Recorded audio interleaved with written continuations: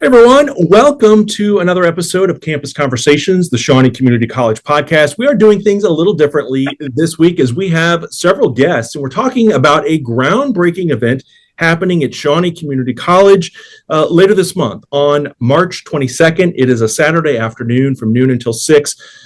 The very first ever Illinois Humanities Council and Foreground Rural Southern Hub are teaming up to present a film festival on our campus here. And facilitator for that, as well as the CEO and program director for Legacy Training, is here with us today. Lynne Chambers, a familiar face here around campus. We have a couple of filmmakers as well. Lynne, welcome to the podcast, and talk to us a little bit about what folks can expect on Saturday, March 22nd. Well, thank you for having us, Kevin, and we are so excited about the Documentary Film Festival. The Southern Hub is a group of what I call cultural gatekeepers and artists and those that are interested in preserving culture and promoting humanities. And we came together and developed two projects. The first one with Mike McNally as the chair in collaboration with the Humanities Division is this curated documentary film festival. Documentaries are awesome, in my opinion, and the particular artists that we're bringing together are telling stories that are never more pertinent than now. Mm-hmm. We titled the festival The Lens of Truth. So there's a couple of films by SIU students that talk about the experience of what does it mean to be a dreamer and their experience with DACA. You'll be talking, of course, to Dan and Sandra about their films. I am very excited that one of the films is going to be the film that talks about part of the history of Cairo called On the Battlefield. We're also featuring a film with an amazing jurist to help people understand how the law works. We'll film a documentary about Judge Damon. So I'm just very excited. The festival will go from noon to 6 o'clock.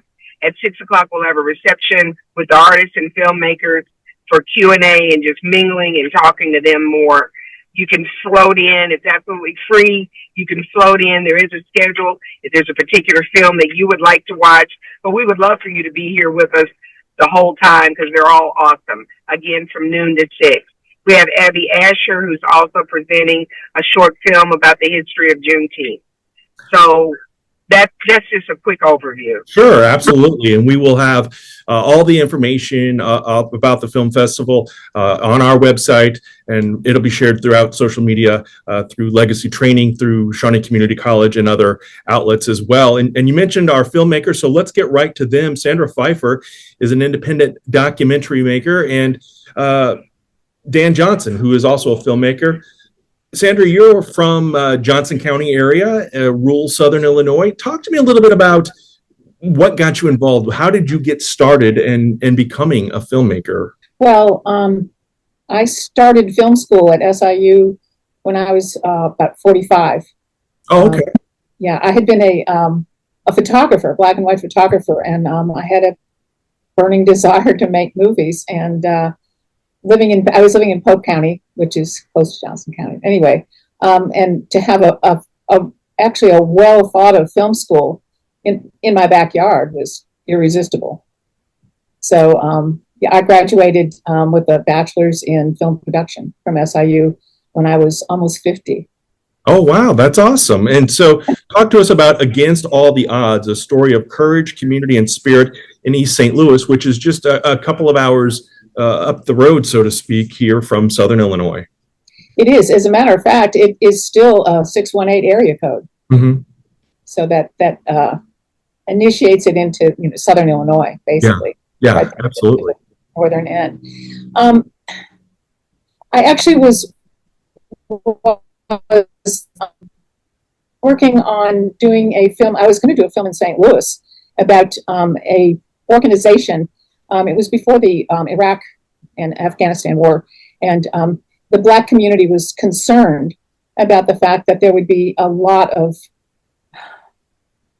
an improportional Black men going to war and they were protesting the war basically because they just, and the organization was headed by several women, one in particular that I heard, and I was so impressed that I thought, well, we need to know about the women who are organizing, and especially in the Black community, they're significant, and so I started asking around, couldn't find the person in St. Louis, but somebody referred me to someone in East St. Louis, and she indeed was a major community organizer. I mean, you can learn, not only do these people need to be honored, you could probably learn a lot about community organizing from these women because they don't skip a beat. Anyway, this woman took me around East St. Louis, and it became obvious that the story really wasn't just about this one woman in this city that's fighting to be significant and not go under. It was about the city of East St. Louis. And as she opened the door to the history, and I met people and talked with people, I couldn't turn it away. It was like it came to me. It was like all of a sudden it's like, well, you can't leave here without making a film about East St. Louis. It took me 7 years, and it meant, because I lived 2 hours away, it meant a lot of going back and forth. But during that time, I'm white and it's an all-Black city, but during that time, I was able to make friends and connections and get with people who had a history. And I interviewed people, oh my gosh, they're amazing. These are amazing people who are standing strong in a community where at one point it was 80,000, I think it was about 80,000, and now it's about 24,000, all Black. So every white person basically left. Wow. And I think that I grew up in the St. Louis area, so I'm familiar with a lot of the history of East St. Louis, and then moving here to Southern Illinois 20 plus years ago and learning about Caro's history. And it seems like both of these communities have a lot in common, with at one time being very populated and industry and all kinds of things. And then it all just kind of dried up. And in this day and age, as we're recording this in 2025, and we've certainly seen, the need for talking to one another and listening to one another, probably more importantly. What lessons did you get coming out of this experience of making this film? Gosh. Oh, we count the ways. Because I grew up in a white suburb, and I live in a white community and culturally white. Well, being involved in an African American community opened my eyes to such an amazing and valuable culture that has been so overlooked and yet stands strong in their culture. I interviewed, they call him Sunshine, and he has for, I guess, 20 or 30 years has taught African dance in the community free. And the only thing that, and mostly to children, the only thing that you have to do is you have to say ashe, which is, I think, thank you in Swahili or whatever. But you have to bring a wrap to wrap around your waist, and so that, and some people would bring, their draperies, their curtains, tablecloths. Didn't matter where you got it, but you had to have that, because that's how you present yourself in this African dance that he taught. The generations of young African American women he taught this dance to, which means that they take that with them in their, in how they blend into the world. So blending, I think for me, learning the advantage of blending and the separation, which is so valuable. I because I'm a mix of whatever, I don't know where my parents, I'm a mutt, but understanding that they have something that is significant, and I appreciate it. I don't need to be Black, and they certainly don't need to be white, but to engage and appreciate each other. I came out I mean, I was never a prejudiced person, but I can't even say I'm not prejudiced because it doesn't even involve that. I don't know how to explain it. 7 years of being involved in a cultural initiative in a city, it changed me, most definitely. I will have a couple more questions for you here in just a moment, but I do want to also introduce and bring into the conversation Dan Johnson from Alto Pass. Dan, talk to me a little bit about your history. What brought you to the filmmaking world, and talk a little bit about your projects. Yeah, well, I got a master's degree in art from Tyler School of Art up in Philadelphia many years ago, and I worked in the three-dimensional arts, clay and sculpture and so forth. So I came to film a little later also. There was always media involved with the arts in one way or another. You had to, present your work and so forth. But when filmmaking became digital, it became kind of more, possible. You didn't have to have quite as much equipment.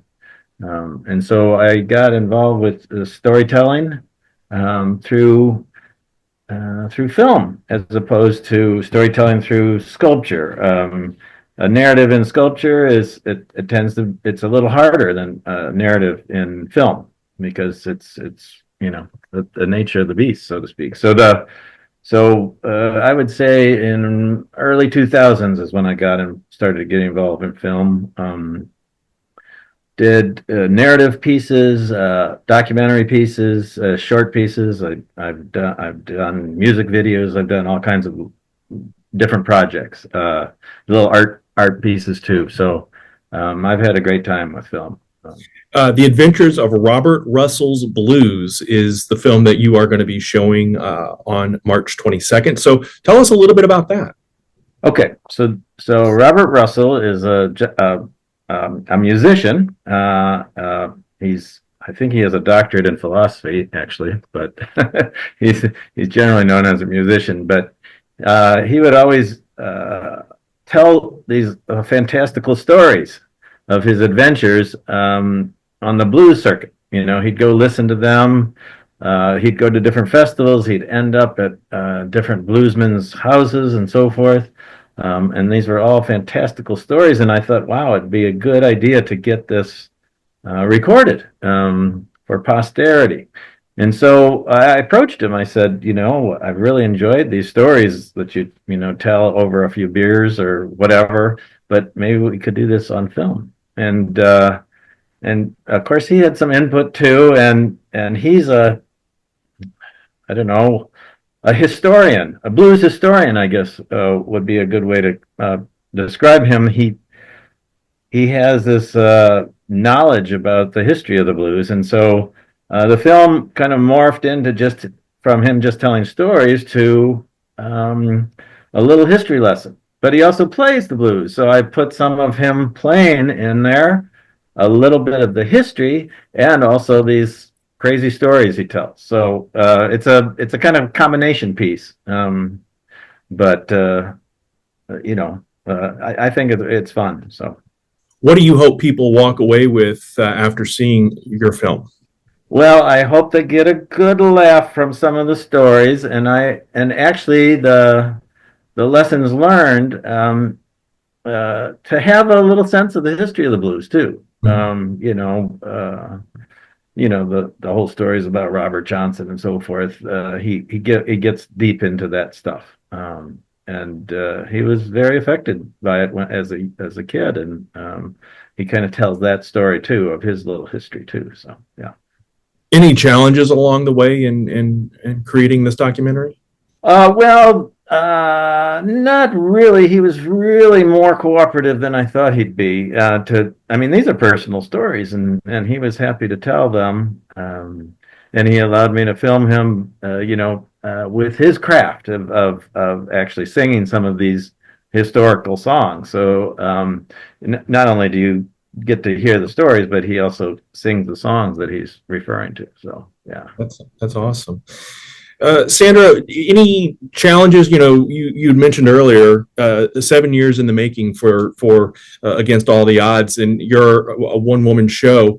Talk to me a little bit about maybe some of the challenges or difficulties that came across as you were putting this together, and then obviously you shoot it all, but then there's the editing process as well, which I know can probably be just as arduous, if not more so, when it comes to putting a film together. Right. Well, I initially, I realized it was going to be hard for me to, by myself, go in there. Even with Fern, the woman who brought me, who I initially was going to do the film about, she helped me a lot in introducing me to situations, and so I kind of became a semi-familiar face. But I knew that interviewing some of the people who are deep in the culture would be difficult. So WILL, the Champaign, I think they're a PBS affiliate, had partnered with me. They gave me their one of their camera persons, and they didn't give me any money. What they did was they gave me Julius, and Julius is African American, so that was a huge help. And he got the van, the television van, with all the equipment, and they gave him a gas card, and I paid his day rate. Okay. And wow. And in return, and that was, they would want first airing when the film was done. Mm-hmm. And so that, great, perfect. But the person who arranged all this, the director of programming at that time, left midway through the film. Oh, wow. So I only had Julius for 4 years, but it was a huge help. So when I would go to interview people, so it's really interesting. So Julius has got the camera, and and I'm talking to the person. I have my questions, and I'm talking to the person. Well, the person I'm talking to is looking at Julius and saying, "Well, blah blah," because Julius is black. So right. he's talking to Julius, but he wasn't uncomfortable with me. He just felt more comfortable talking about what he was talking about with someone who is black. So it gave a really interesting take to the interviews, and it wasn't a problem really. As a matter of fact, it was a big advantage to have Julius. It was good for Julius as well, because Julius grew up, I think, in Champaign, and in an all African American city. At first he said, "Oh gosh, who would want to live here?" And then after a while he said, "I don't know, maybe I could buy a house here," because he felt that cultural significance, and he felt comfortable. But the challenges were partly because of the historical significance of East St. Louis, because it was all white, and it was at one time the fastest growing city in America because of the industrial age, and it was hard to uncover a lot of stuff. So much was hidden. I went to the library. They had some things, but then they told me about somebody else, and so many things have gotten lost. A lot of those things have gotten lost, and I had to do a lot of archival work. And I went to the National Archives in Washington, and I uncovered. There was a race riot there in 1917. It was a terrible, bloody, awful event. And the history of it is really probably best, it is based in a 6,000-page document, because at the time, that actually the United States Congress went to East St. Louis to interview the perpetrators and the victims, and because they had so many, it was a national event that people were saying, what the heck, what were these people thinking? That, it had no meaning. If you were black, you were going to be killed, or brutalized, or hung, or scalped. Oh wow! There was some terrible. That's a part of the history of the city, and it was a part of. I had to put it in the film because it's elemental into their owning of this city. They deserve it, but it's such a hard time to do. At any rate, when I got to the National Archives, they brought a cart that all the information that the Congress had done was considered what do they call it? Top secret. No one could look at any of this. For them a cart out that only 3 or 4 people had looked at, because it's only been, at that time, it's only been in the last 8 or 10 years that they released all this information. The Congress, they interviewed people who said, this is what I did. This is why I hate these people. Everything. It was like mind blowing. And I was only there for one day, but oh my gosh. And there was stacks of signed documents saying, please, white, colored, people who had signed something and said, please do something about this. Please, Congress, investigate this. And they all signed these petitions. Wow. So that was a whole element of the film that was very, very challenging. Go ahead. Oh, continue, please. So I say, it's hard to put in a film some of the things that were so brutal. In one case, a mother, the white people would start a fire in the back of the black house, and the black people would run out from the fire, and then there were people waiting to shoot them, and as they came out. Wow. Yeah. So in this one case, it was a woman who had she testified and said, well, my neighbor who was pregnant came out and delivered her baby. She had twins who were immediately taken and thrown back into the fire.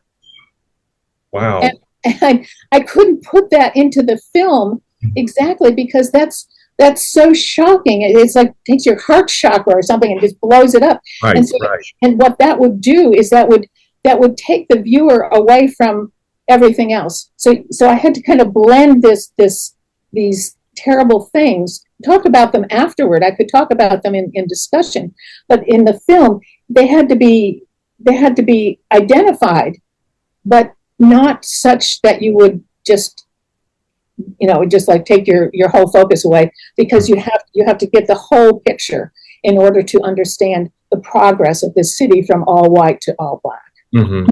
It's a challenge. Oh, I can only imagine that. Before we wrap things up, I want to ask both of you this question.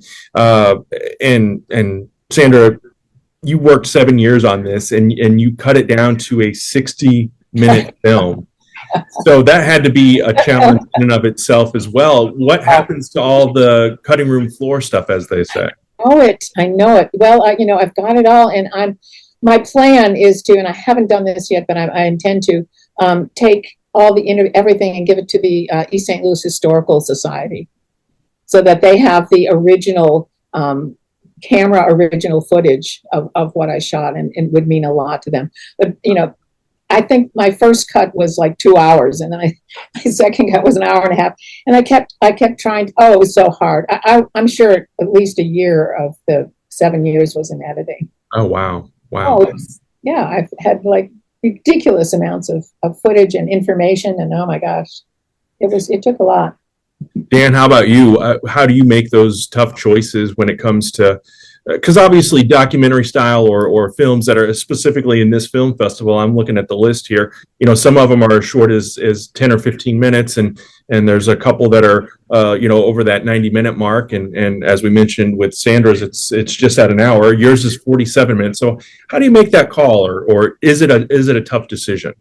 It often is very tough. You have to cut stuff out. It's just part of the process, and you don't want it to be boring. You don't want it to be kind of so long that you lose people, but you also want you want to keep it popping to a certain extent. And so it's like you watch this thing over and over and over and over again, and you say, okay, I can take that out, or I can take that out, or gosh, this is not really explained very well. I need to add something here, or find some information or whatever, and then throw that in there to complete it. And eventually there's obviously there's some limits to what you should have, but in a film like this, I think keeping it an hour and under makes a lot more sense than trying to push it to like a full length film. So just real quick, I want to add that